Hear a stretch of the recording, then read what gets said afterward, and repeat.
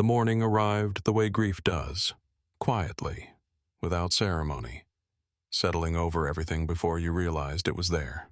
It was a Tuesday in November, and Clarksville, Tennessee had woken up gray. Not the dramatic gray of a storm building on the horizon, but the flat, exhausted gray of a sky that had simply run out of anything brighter to offer. The temperature sat at 31 degrees. The kind of cold that does not announce itself with wind. It just finds the gaps in your coat and stays there.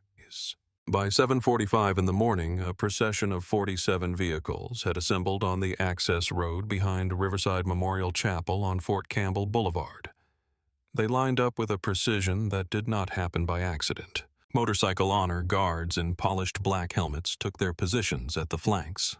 American flags mounted on window clips and roof brackets stood upright and still in the absence of wind. Military police vehicles anchored the front and rear of the formation, their amber lights rotating in slow, respectful pulses. Not the urgent flash of emergency, the measured, deliberate signal of something sacred in motion. At the center of the procession, positioned with the care of something irreplaceable, was a black hearse. Inside that hearse, draped with an American flag folded to perfect geometric precision, lay Staff Sergeant Marcus David Carter, 29 years old. 3 combat deployments. A soldier who had spent the last 6 years of his life in places most people would never see, doing things most people would never know about for reasons that had nothing to do with personal glory, and everything to do with the people he loved and the country he had chosen without hesitation or reservation to serve. Marcus Carter had been killed during a classified special operations mission in the Horn of Africa 11 days earlier. The details of the mission were not public.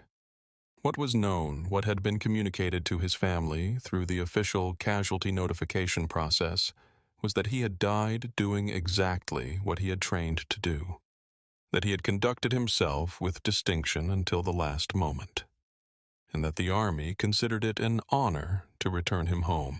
The procession that formed on that cold Tuesday morning was not improvised. It had been organized over 8 days, coordinated between the Carter family, the installation command at Fort Campbell, the Department of Defense Military Funeral Honors Program, and the office of Major General Patricia Ellison, 3rd Army Command, who had personally signed the federal escort authorization 3 days before the service. The paperwork was real. The authorization was real. The 47 vehicles, the honor guard, the flag bearers, the motorcycle escorts. All of it was real, and all of it had been assembled to give Marcus Carter the final journey he had earned. The designated route ran from Riverside Memorial Chapel down Fort Campbell Boulevard to Highway 41A through the center of Clarksville and out to Memorial Gardens Cemetery on the eastern edge of the city. The route had been filed. The timing had been communicated to the Clarksville Police Department Traffic Division 3 days in advance. In the third vehicle of the procession, a black Lincoln Town Car with a small American flag mounted on the passenger side window sat Colonel David Carter, United States Army, retired. He was 61 years old. He wore a dark charcoal suit he had owned for 12 years, kept in a dry cleaning bag in the back of his closet for occasions that required his best presentation. On his lapel, a small American flag pin. On his right hand, a ring from his Army service, gold and heavy and worn smooth at the edges from 3 decades of wear. In his left hand, he held a folded program from the memorial service. The paper had a photograph of Marcus on the cover. Marcus in his dress uniform, smiling in the particular way he smiled when someone had said something genuinely funny. A real smile.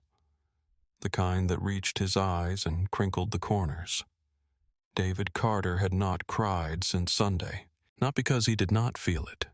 He felt it the way you feel something that is too large for your body to process all at once, in fragments, in waves that crashed and retreated before they could fully form. He had felt it when the notification officers left his house. He had felt it when he called Marcus's mother, who lived in Atlanta now, and heard her voice break on the other end of the line. He had felt it when he stood on the tarmac at the airport in the cold and watched them carry his son off the plane with the kind of care and precision that Marcus had always deserved. But he had not cried, because crying required a kind of structural collapse that David Carter did not allow himself. Not yet. Not here. Not in the third vehicle of a procession that needed to move with dignity. He had told himself in the quiet of the very early morning before anyone arrived that he would hold it together until Marcus was in the ground. That was the job right now. That was the only job. Hold it together. Carry this through. Get Marcus home. It was what Marcus would have wanted. Marcus, who had once told his father during a brief phone call from a forward operating base in Afghanistan, "Dad, when I go, and I know you're thinking about it, do not lie. I want the full thing. The whole ceremony. Do not let them give me anything less." He had said it with that smile in his voice, as if he were describing a preference for a birthday cake rather than his own funeral. David had told him to stop talking like that. Marcus had laughed. They had talked about something else. But David remembered. He remembered exactly. So he sat in the third vehicle with his spine straight and his hands folded and the program in his left hand, and he breathed, and he held it together. He had earned that discipline over 31 years of service. Colonel David Carter had commanded an Army Corps of Engineers battalion in the Gulf. He had overseen infrastructure reconstruction operations in Iraq and Afghanistan. He had spent 3 years at the Pentagon in a senior planning role that put him in the same rooms as people whose names appeared in history books. He had institutional relationships with JAG officers, with installation commanders, with general officers who knew his name and his record, and would take his call. None of that was visible in the way he sat in the town car that morning. He was simply a father in a dark suit with a folded program in his hand, holding it together because his son was in the hearse ahead of him and there was no other acceptable choice. At the front of the procession, in a government-plated SUV anchoring the military police lead element, sat Lieutenant Colonel Rebecca Shaw. Active duty, Judge Advocate General's Corps. 44 years old, with 17 years of legal service that included 2 overseas deployments, 2 years as a federal prosecutor detailed to the military justice system, and a current posting at Fort Campbell as the installation's senior legal officer. She had personally drafted the federal escort authorization for Marcus Carter's procession. She had communicated with the Clarksville PD Traffic Division. She had reviewed the route. She had verified the filing. She had done everything a person in her position was supposed to do to ensure that this morning went exactly as it should. She was 3 minutes behind the main procession when her phone rang. 3 miles away at a coffee shop on Madison Street, Officer Brandon Hayes was finishing a large black coffee and checking his phone before his shift. He was 38 years old with 9 years on the Clarksville Police Department Traffic Enforcement Division. He was not a large man, medium height, medium build, but he carried himself with the specific, practiced confidence of someone who had spent nearly a decade exercising authority in small, decisive increments. He wore his uniform well. His posture was correct. His personnel file, had anyone been reading it carefully that morning, would have told a particular story. In the previous 18 months, Hayes had issued 11 formal citations for failure to comply with a traffic officer's directive. 9 of those citations had been issued to black male drivers. All 11 had been disputed by the recipients. None had resulted in any formal disciplinary review of Hayes's conduct. The disputes had been filed, processed, and administratively closed in the standard way. Quietly, without consequence, in the manner of things that an institution would prefer not to examine too closely. Hayes was not unaware of the pattern.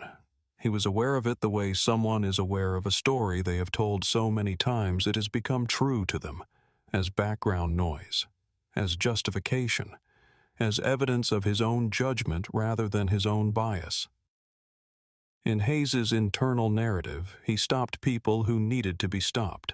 He picked up a dispatch call at 7:52 in the morning. An anonymous complaint. Vehicles blocking the 41A corridor near the Jefferson Street intersection. Large number of vehicles.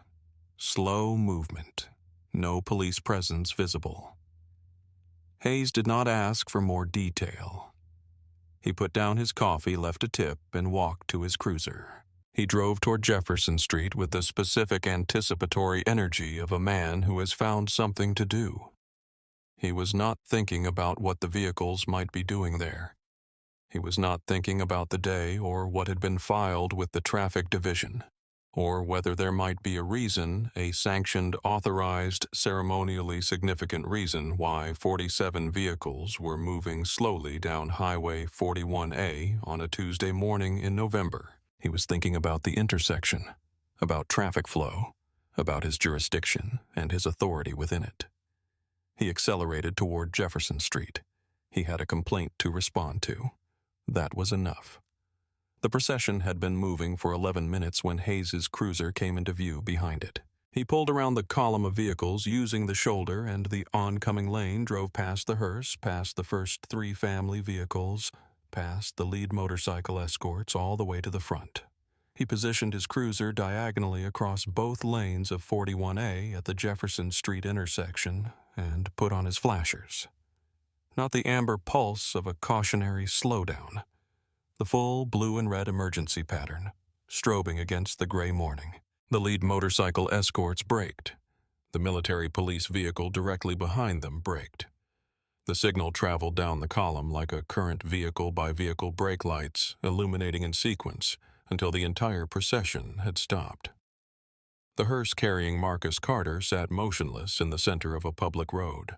Hayes stepped out of his cruiser. He positioned himself in the center of the intersection, with one hand raised the flat, commanding palm of a traffic officer in control of a scene, and looked down the column of stopped vehicles with the expression of a man who has identified a problem and is already several steps into solving it. Sergeant First Class James Okafor, retired, pulled his motorcycle to the shoulder and dismounted. He was 53 years old, 22 years of Army service, 3 combat deployments. He approached Hayes the way a man approaches a situation he has assessed and understands, without aggression, without hurry, with the particular steadiness of someone who has been in genuinely difficult situations and knows that this is not one of them yet. He explained clearly and respectfully that this was a military funeral escort, that the procession was transporting the remains of a fallen soldier, Staff Sergeant Marcus Carter, to Memorial Gardens Cemetery, that the escort had been authorized at the federal level and coordinated with the Clarksville PD Traffic Division 3 days prior, that they had the documentation to confirm all of it. Hayes listened, or appeared to listen. He let Okafor finish speaking, which was a form of courtesy that suggested engagement without guaranteeing it.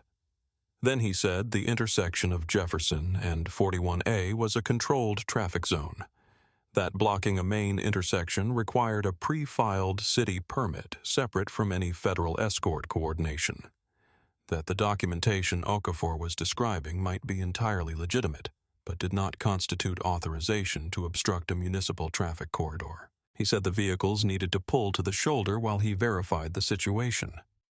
Okafor produced the federal escort authorization from inside his jacket, a laminated document on Department of Defense letterhead, a visible government seal, a case number, a date, and at the bottom the signature of Major General Patricia Ellison, 3rd Army Command.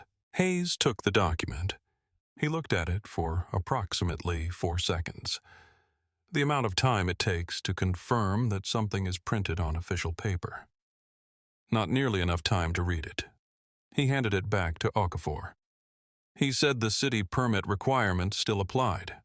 He said it without hesitation, without qualification, with the complete confidence of a man who has decided what the answer is and is now simply delivering it. Okafor stood with the document in his hand and looked at Hayes. He had the expression of a man who is reevaluating a situation he thought he understood. Captain Denise Walcott, the military police officer commanding the lead MP vehicle, stepped out and walked forward. 36 years old, Army Military Police Corps. Her body camera activated the moment she saw Hayes's cruiser pulling across the intersection. She approached Hayes, identified herself by rank and unit, and requested his badge number and the specific municipal ordinance he was citing. Hayes provided the badge number, 1147. He cited a Clarksville municipal code number he stated required pre-authorization for vehicle formations blocking active traffic corridors. Walcott informed him clearly, and on the record of her body camera, that she was formally documenting the interaction, that the procession was operating under federal military honors authority, that the JAG officer who had coordinated the escort authorization was in the lead vehicle and would be contacted immediately. Hayes said she was welcome to contact whoever she chose after the vehicles had cleared the intersection. He turned back toward the center of the road. Behind him, 46 vehicles sat idling on a public highway. The hearse sat still. The flag-draped casket inside it sat still. The cold morning air moved through the gaps between vehicles, and the small American flags mounted on windows and roof brackets barely stirred. The whole procession waited with the patience of people who understand that grief does not expire and that dignity requires endurance. David Carter had been watching through the windshield of the town car. He had seen Hayes's cruiser pull across the intersection. He had watched Okafor approach. He had watched the document produced and returned. He set the folded program on the seat beside him, straightened his jacket, and opened the door. He moved with the measured, unhurried walk of a man who has made a decision and is comfortable with it. Not anger, not yet, not visibly, but the kind of deliberate movement that carries its own authority in the way it refuses to be rushed. He reached Hayes and stopped 2 feet in front of him. He did not extend his hand. He did not raise his voice. He looked directly at Hayes and said in the quietest voice he had used all morning that the casket in the hearse behind them contained his son. That Marcus Carter had served this country for 9 years. That he had deployed to combat zones 3 times. That he had come home in that casket with military honors because he had earned them, and that this procession, every vehicle, every rider, every soldier standing in the cold, was there to make sure he arrived at his resting place with the dignity that service deserved. He asked Hayes as a father to allow the escort to continue. Hayes looked at David. He took in the dark suit, the age, the grief contained behind composure, the folded program visible in the man's left hand. He understood that this was the soldier's father. He registered the weight of that. And then he said, not unkindly but without softening, that he understood this was a very difficult situation, that he recognized this was a funeral, but that procedure needed to be followed, that the vehicles needed to move to the shoulder while the authorization was verified through the city's traffic division. David Carter stood still. He looked at Hayes for 5 full seconds without speaking. 5 full seconds is a long time to hold someone's gaze without saying a word. Hayes, who was accustomed to people either complying or escalating within that window, did not know what to do with 5 seconds of absolute unreadable quiet. Then David reached into his jacket pocket. He produced a small notebook and a pen. He looked at Hayes's badge, 1147. He looked at his name tag, B. Hayes. He wrote both down. Then he wrote the time, 8:03 a.m. He put the notebook back in his pocket. He looked at Hayes one more time with that same quiet evaluation. He said he would remember that. Then he turned and walked back to the town car. Hayes watched him go and felt something he would have described to himself as irritation, but that was more accurately the first stirring of unease. The notebook. The way it had been produced and used without drama or threat, simply as a recording device, simply as evidence gathering, had the quality of a move in a game Hayes had not realized he was playing. He pushed the feeling aside. He had a complaint to manage. He had procedure to follow. He returned to his radio and called for backup. He described the situation to dispatch as a large vehicle obstruction at Jefferson and 41A.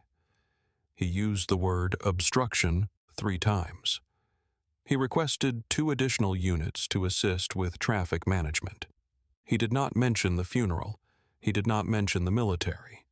He said there were a significant number of vehicles failing to comply with his directives, and that he needed support on scene as soon as possible. The 2 additional units were dispatched. While he waited, Hayes returned to the intersection and continued directing civilian traffic through on the cross street, while the 47 vehicles of the military escort sat idling on 41A. He did this with the practiced efficiency of a man who is doing his job and knows it, which is its own kind of armor against the enormity of what he was actually doing. Okafor had returned to his motorcycle but had not remounted. He stood beside it with his arms crossed and watched Hayes work the intersection. After approximately 3 minutes, he moved his motorcycle slightly, not to circumvent Hayes's block, but to allow a military police vehicle behind him to reposition so the procession formation would not be compressed by cross-traffic. It was a minor practical adjustment. Hayes was across the intersection in 15 seconds. He positioned himself directly in front of Okafor's motorcycle, pointed at Okafor, and informed him that any further movement of vehicles without his authorization would result in a citation for failure to comply with a traffic officer's directive. Okafor looked at Hayes. He was a 53-year-old man who had served in places where defiance carried consequences that made a traffic citation look like a birthday card. He absorbed what Hayes had said with the particular stillness of someone who has decided to let an event be exactly what it is completely so that it can be used later. He said he understood. He did not move his motorcycle. Odd. In the 4th vehicle of the procession, Ruth Simmons had been watching everything from her passenger seat. She was 73 years old. Her son, Private First Class Thomas Simmons, had been killed in Fallujah, Iraq, in November of 2004. 20 years ago, almost to the week. Since his death, Ruth had made it a practice to attend every military funeral escort she could access. It was her ministry, she had told people who asked. It was the only way she had found to keep doing something with the grief rather than simply containing it. She opened the passenger door of the 4th vehicle and got out. She walked to the side of the road and stood there, not in the intersection, not approaching Hayes, not confronting anyone. She simply stood beside the road with her hands folded in front of her and her head slightly bowed in the posture of someone at a graveside. She wore a dark coat and a small gold pin on her lapel, a gold star.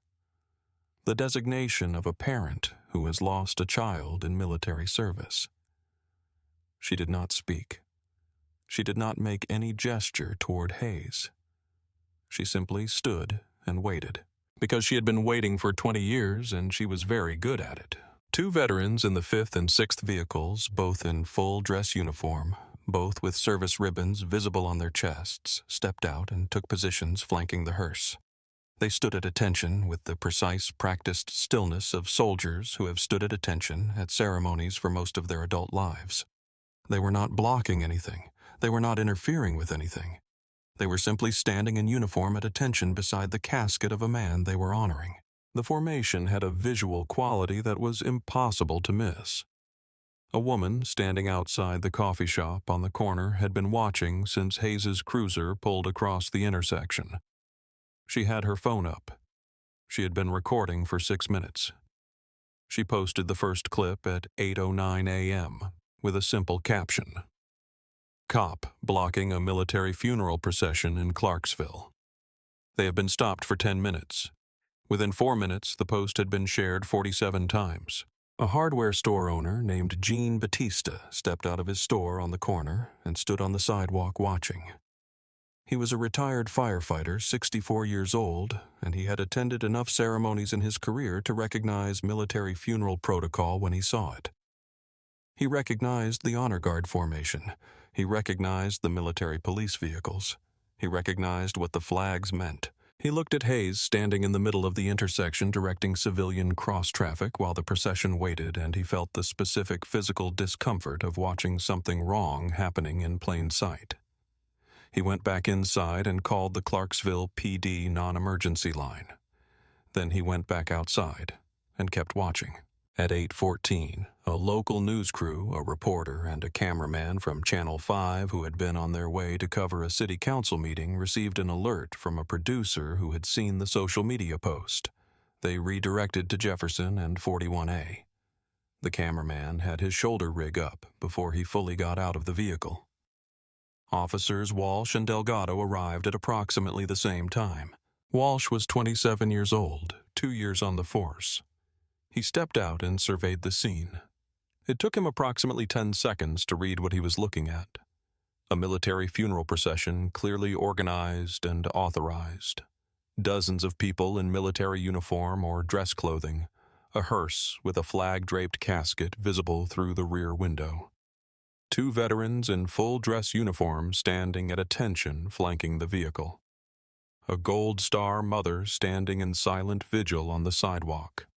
A news camera already rolling, and a growing crowd of civilians watching from the corners and storefronts. He walked to Hayes and said quietly that this looked like an authorized military escort, and asked whether they should let it through. Hayes told him at normal volume that Walsh should secure the perimeter and not second-guess active traffic management. He said it in the tone of a senior officer correcting a junior one in front of witnesses. A tone designed to establish hierarchy and close the question simultaneously. Walsh stepped back. He walked the perimeter as instructed, but he did not turn off his body camera, and he did not stop watching. Delgado walked the full length of the procession. He counted the vehicles, 47. He noted the military police units front and rear, the DOD flags on the MP vehicles, the honor guard formation around the hearse, the federal escort authorization visible through the windshield of the lead MP vehicle. He completed the walk and returned to the intersection and said nothing to Hayes. But his body camera had been running the entire time, recording everything he had seen, in the order he had seen it. Hayes approached David Carter's vehicle for the second time. He walked up to the driver's window and knocked. David lowered the window. Hayes informed him with the measured patience of someone who had moved beyond irritation into something colder and more resolved, that if the vehicles did not move to the shoulder within 5 minutes, he would begin issuing formal citations for obstruction of a public roadway, starting with the lead escort vehicle. David looked at him without speaking for a moment. Then he reached into his jacket, produced the small notebook, and wrote the time, 8:16 a.m. He wrote the words citation threat issued. He looked back at Hayes and asked for clarification on the specific ordinance number Hayes planned to cite. Hayes gave him the same code number he had given Walcott. David wrote it down. Hayes returned to the intersection. By 8:17, a diner operator named Sandra Park had come out of her restaurant across the street, looked at the scene for about 30 seconds, gone back inside, and returned with a tray of disposable coffee cups. She began walking down the line of the procession, offering coffee to the people standing outside their vehicles in the cold. She did not say anything political. She did not say anything about Hayes. She just offered coffee, because it was 31 degrees, and people were standing in it. The news cameraman captured her doing it. He also captured Hayes at the center of the intersection, directing civilian cross-traffic with the hearse stopped and visible in the background of every single shot. Inside the lead military police vehicle at 8:18, Rebecca Shaw's phone rang. She had been 4 minutes out from the intersection when Walcott called her. She listened to Walcott's summary without interrupting. When Walcott finished, Shaw asked 2 questions. Had the DOD authorization been presented, and was it on camera? The answers were yes and yes. Shaw told Walcott to maintain position and document everything. Then she ended the call and dialed a different number. She spent the next 4 minutes on the phone with the office of Major General Patricia Ellison. She described the situation precisely in the language of someone who spends her professional life converting events into legal facts. The escort had been stopped by a municipal traffic officer citing city permit requirements. The federal authorization had been presented and returned. The officer had issued a threat of citations. The incident was being recorded on multiple devices, including military body cameras. She was 90 seconds from the intersection. The general's aide said they would brief the general immediately. Shaw said she intended to proceed with full documentation. She ended the call and pulled onto 41A. Back in the intersection, Hayes had his citation book open. He had walked to Okafor's motorcycle and was writing. The citation was for obstruction of a public roadway. He was writing it slowly, filling in each field with the unhurried thoroughness of someone making a record. Okafor stood at attention beside his motorcycle and did not look at the book. He looked at the middle distance at the posture of a soldier absorbing an indignity he has decided will not be the final word. The news cameraman zoomed in on the citation book. In the background of the shot, perfectly framed, was the hearse. Above it, the American flag mounted on the rear window, barely moving in the cold air. Hayes had not yet torn the citation from the book when he heard the vehicles arriving behind the procession. The sound reached the intersection before the vehicles were visible. The specific organized sound of multiple vehicles moving in coordinated formation. Engines at the same pitch, tires at the same speed, not the irregular approach of civilian traffic. Something deliberate, something unified. 2 military police vehicles came into view on 41A, approaching from the north, moving at a pace that communicated authority without urgency. Behind them, a dark, government-plated SUV. All 3 vehicles had their headlights on. The MP units had their amber lights rotating. They pulled up behind the stopped procession and halted with the precision of people who park vehicles with intention. The doors of the lead MP vehicle opened. 2 soldiers in full-dress uniforms stepped out and took positions flanking the vehicle. Then the door of the government SUV opened, and Lieutenant Colonel Rebecca Shaw stepped out onto the road. She was in full Army dress uniform, green with gold accents, the JAG insignia on her collar, her rank on her shoulders, her service ribbons arranged on her chest with the specificity of a record that speaks for itself. She was not a physically imposing woman. She was 5 feet 6 inches tall, with the kind of posture that comes from years of service rather than any deliberate effort to appear larger. But she moved the way people move when they are completely sure of what they are doing and completely unconcerned about whether anyone else agrees with their assessment. Not quickly, not aggressively, just with the specific gravitational quality of absolute professional certainty. She stood beside the SUV for 3 seconds and surveyed the intersection. She took in Okafor at his motorcycle with Hayes's open citation book pointed at him.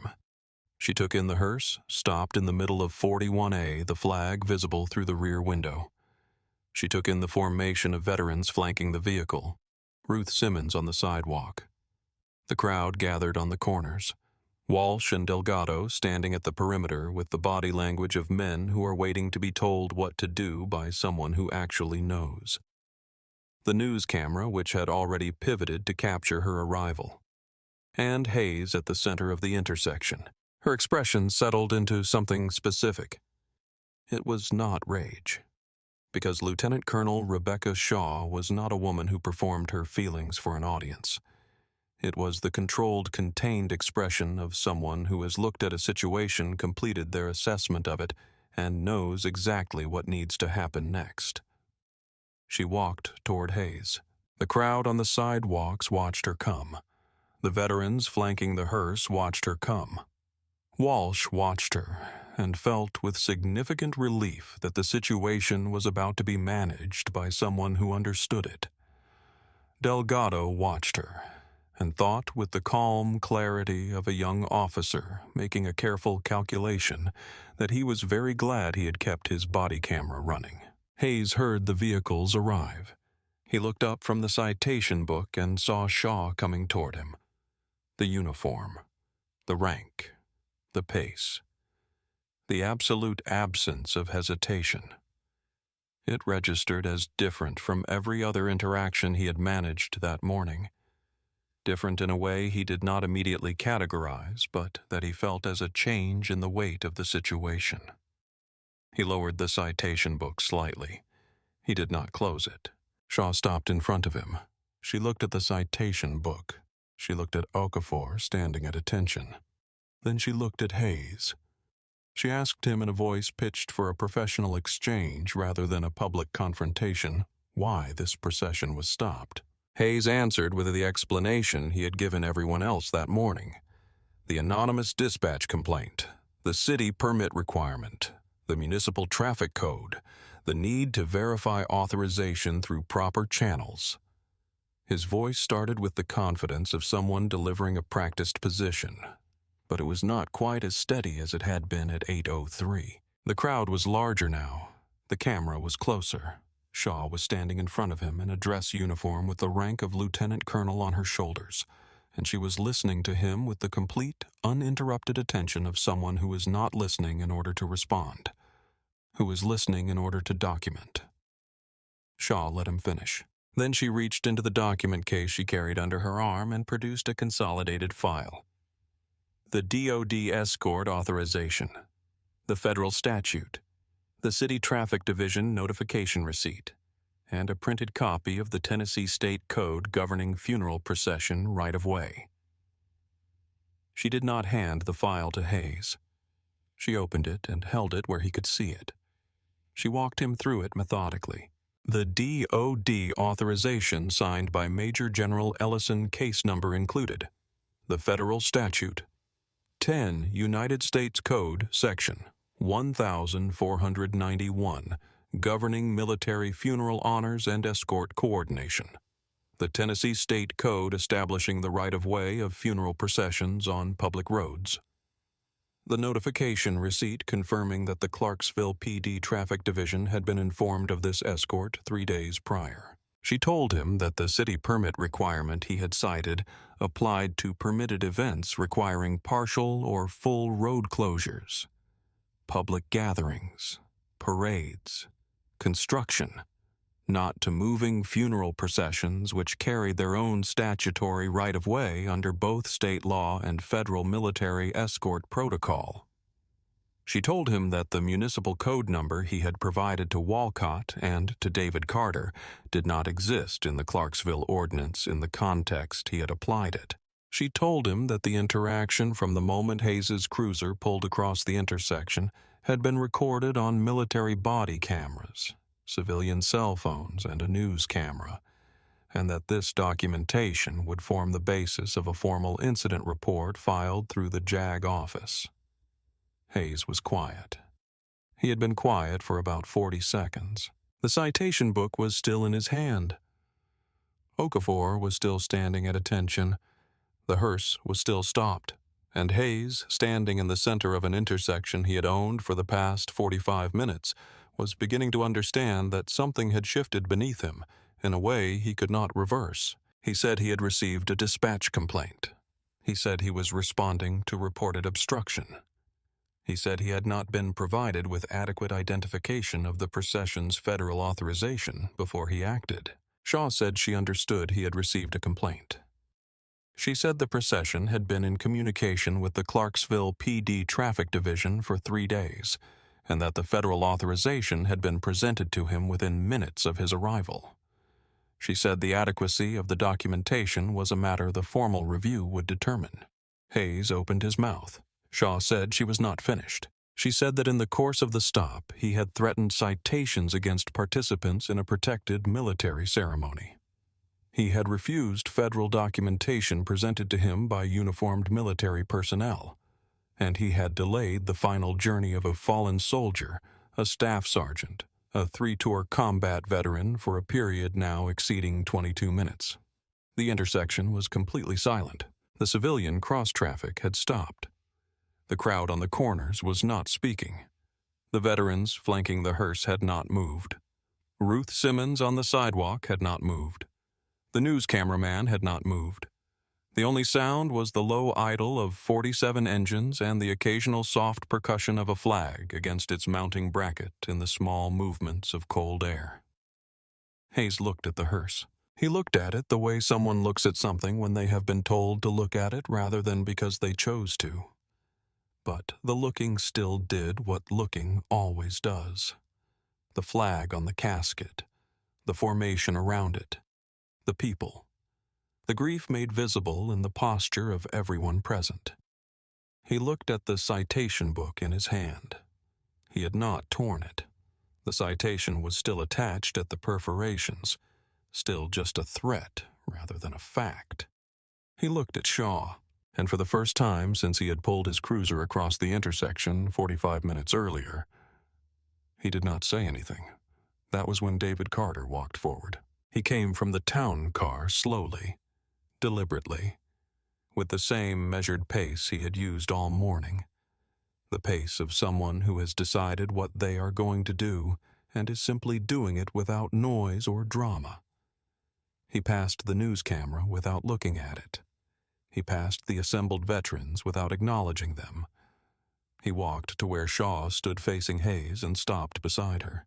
He reached into his jacket and produced a card. His retired colonel's identification. His DOD credential card. And beneath those, a personal letter on Army letterhead from Major General Ellison's office, acknowledging Colonel David Carter's role as next of kin for Staff Sergeant Marcus David Carter, recognizing his presence in the procession under the authority of the Federal Escort Authorization, and noting that the General considered this funeral a matter of personal institutional significance. He held the documents where Hayes could see them. He did not hand them over. He simply held them there in the cold air with the steadiness of a man whose hand does not shake. He said in the quietest voice he had used all morning that the man in the hearse was his son, that Marcus had enlisted at 20 years old, that he had served 9 years, that he had deployed to Afghanistan twice and to the Horn of Africa once, that he had come home in that casket with full military honors because the Army determined he had earned every one of them. And David Carter agreed with that determination. He had driven to the airport to receive his son and had stood on the tarmac and watched them carry Marcus off the plane and had held it together then, and he had held it together through 4 days of arrangements and a memorial service and the assembly of this procession this morning. Because his son had told him once over a bad phone connection from a forward operating base somewhere that when the time came he wanted the full thing, and David Carter had promised himself that Marcus would get it. He paused. He said that Hayes had spent the last 45 minutes ensuring that Marcus Carter's final journey included a stop, unnecessary, unjustified, and public, while his casket sat motionless on a public road. He looked directly at Hayes and said he wanted the record, every camera, every piece of documentation to reflect exactly what had happened at this intersection. Who stopped the procession? What reasons were given? How long it lasted? And who was in that hearse while it lasted? Then he put the documents back in his jacket. He turned and looked at the camera directly. He did not say anything else. He did not need to. The news cameraman, who had been in the business for 19 years and had filmed a significant number of significant moments, said later that the silence after David Carter stopped speaking was the loudest thing he had ever recorded. Hayes had not spoken in over 90 seconds. The citation book was still in his hand. Whatever authority he had carried into the scene at 8:03 that morning had been replaced by something much smaller and much colder. The exposure of having been wrong publicly in front of cameras and military officers and a grieving father and a crowd of 60 people is a specific kind of cold. It does not warm up easily. Shaw turned away from Hayes and spoke to the military police officers behind her. Her voice was clear and measured, and the intersection was quiet enough that the crowd could hear every word. She directed the senior MP officer to formally log Hayes's badge number and the time, and to document the specific federal authorities that applied to the procession. She directed that a comprehensive incident report be prepared for filing through the JAG office. She directed Walcott to ensure that all military body camera footage was preserved and time-stamped. She said the incident report would be filed with the JAG office, with the Clarksville PD Watch Commander, and with the Army Inspector General. She said copies would be provided to the office of Major General Ellison. She said the report would reflect every interaction that had occurred at Jefferson and 41A since the procession was stopped at 8:03 a.m. Then she turned back to Hayes. She said the Clarksville PD watch commander had been contacted and was en route to the scene. She said Hayes should remain at the intersection to provide a statement. She said it in the tone of someone who is not making a request. Hayes said finally in a voice that no longer carried the practiced confidence of his earlier exchanges that he had been responding to a legitimate dispatch complaint and that he had been following established procedure. Shaw looked at him for a moment. She said the purpose of the formal review would be to determine whether the procedure he followed was appropriate to the circumstances. She said that determination would be made by the appropriate institutional authority, not in an intersection. Then she said it simply, clearly, without anger. Hayes was dismissed from traffic management at this location effective now. Walsh looked at Delgado. Delgado looked at Walsh.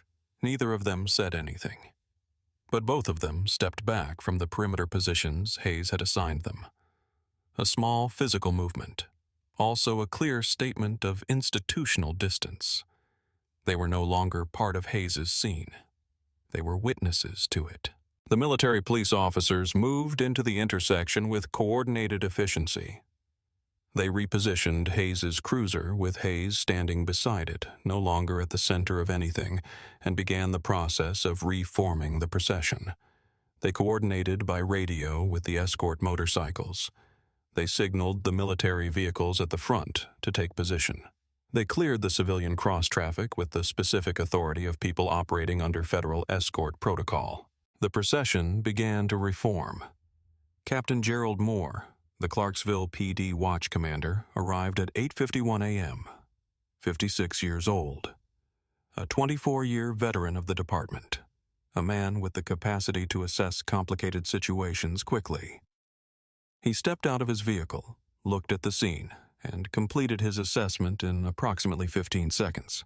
He walked to Hayes. He said at a volume sufficient for anyone nearby to hear that he was taking over supervision of the scene and that Hayes was relieved of any further active duty at this location pending a formal review. He said Hayes would provide a full written statement before the end of his shift. He said that statement would be provided to the Internal Affairs Division along with all body camera footage. Hayes said Chief I was following procedure. Moore said we will determine that in the review. Step aside, officer. It was the last thing Hayes said at the Jefferson Street intersection. He walked to his cruiser and stood beside it. And the procession moved past him. The motorcycle escorts resumed their flanks. The military police vehicles took their positions. The family cars and the veterans' vehicles and the honor guard formation all reformed around the hearse and began finally to move. David Carter walked back to the town car. He passed Hayes' position on his way. He did not look at the officer. He did not acknowledge him. He did not give Hayes the dignity of being the last image in his field of vision as his son's casket moved through the intersection. He looked forward, at the hearse, at the procession that was finally continuing. He got into the town car and closed the door. The procession moved through the intersection at 8:54 a.m. It had been stopped for 51 minutes. As the vehicles passed, the crowd on the sidewalks responded without being asked or organized. A veteran on the corner came to attention and saluted. A man in a work jacket removed his cap. Sandra Park from the diner stood outside with her hand over her heart. Jean Batista from the hardware store stood at the edge of the sidewalk, hat off, watching the hearse pass with the expression of a man paying a debt. He was glad he had the chance to pay. Ruth Simmons remained where she had stood for the entire stop on the sidewalk, hands folded. And as the hearse passed her, she raised her right hand to her heart and held it there until the vehicle was gone. The news cameraman tracked the hearse through the intersection and then slowly panned back to Hayes, standing alone beside his cruiser, citation book still in his hand, the half-written citation for Okafor still on the top page. Never torn free, never delivered.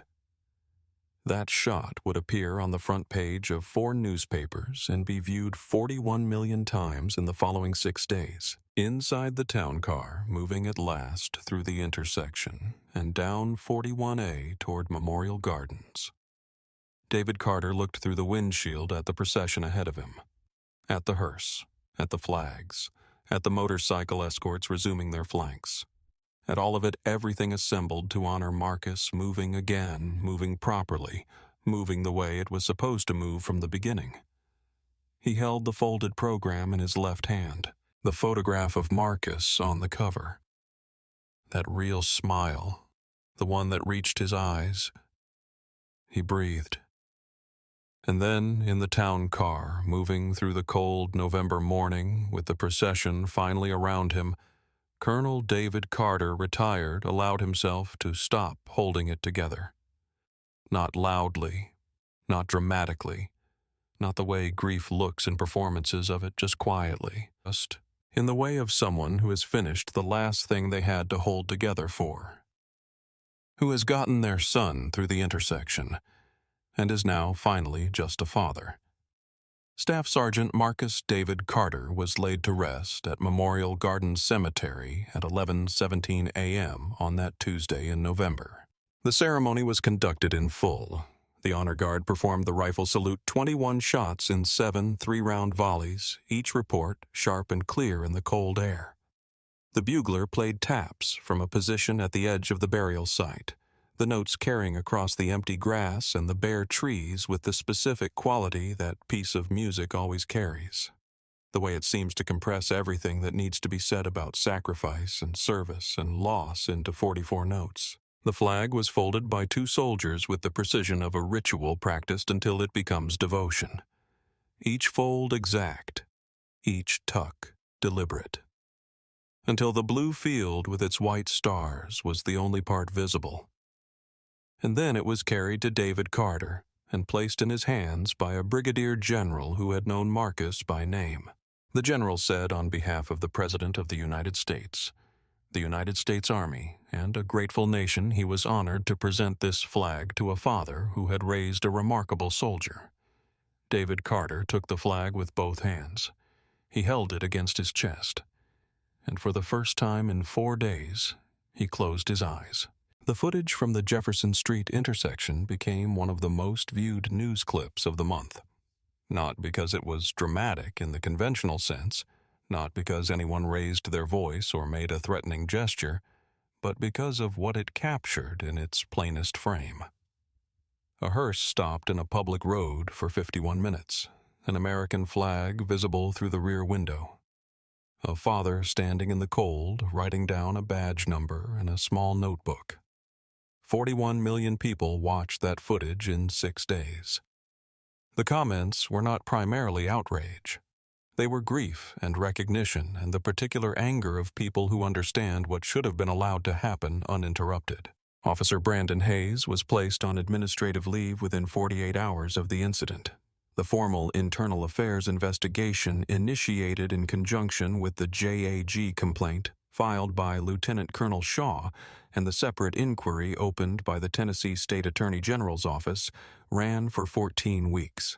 The investigation found that Hayes had misapplied municipal traffic code to a federally protected military ceremony, that his refusal of the DOD authorization was inconsistent with both state and federal law, and that his conduct demonstrated a pattern of authority assertion that was disproportionate, procedurally unfounded, and inconsistent with departmental standards. The State Attorney General's inquiry examined his full citation record, the 11 disputed filings, the 9 involving black drivers, the administrative closures that had never been formally reviewed, and made referrals to the department for formal disciplinary proceedings on 5 of them. Hayes was terminated from the Clarksville Police Department at the conclusion of the investigation. His union provided legal counsel, and then, when the full scope of the documentation became clear, recommended against any further institutional challenge.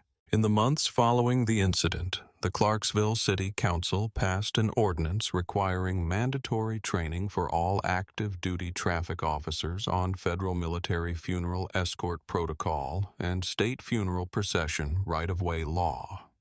The ordinance also established a direct coordination line between the Clarksville PD Dispatch Center and the Fort Campbell Installation Command, so that any authorized military ceremony moving through the city would be identified and protected from the moment it was logged, not dependent on a traffic officer's individual assessment of a document they may or may not choose to read.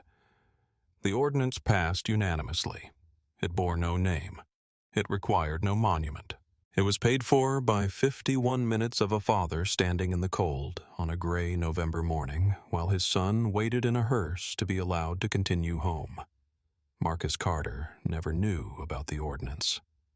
But it is in the way that real things are a consequence of his life having been lived the way he lived it, with discipline, with service, with the kind of integrity that does not disappear when the person who carried it does. If this story stayed with you, if it reminded you what honor looks like and what it costs when it is not respected, share it with someone who needs to hear it. And subscribe to our channel for more stories about the people who serve and the moments that define us.